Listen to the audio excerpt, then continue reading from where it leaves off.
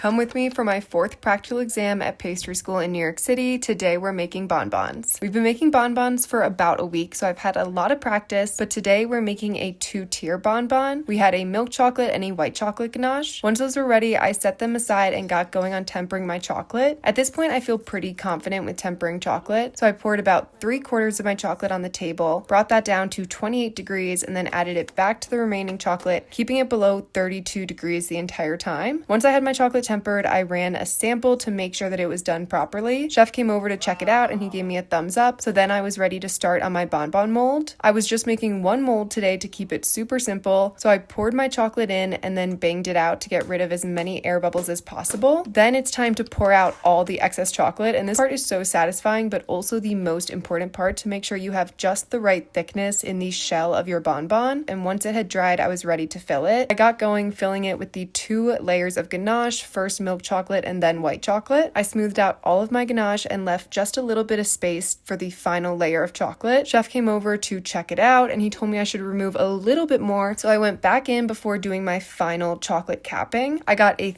thin layer of chocolate on the top of all of my bonbons and then put this into the fridge to set up. After about 10 minutes in the fridge, this was looking so good and it was time to bang it all out. This is the most satisfying part. My bonbons came out looking so beautiful and shiny. Chef came over to do the final grating and he cut into it to see the layers of ganache, and thankfully they looked so perfect. The shell of the chocolate was also super consistent. These honestly might be the best ones I've made yet, so I was really happy that this is how the exam turned out. Overall, it was a success, and that's a wrap on exam number 4.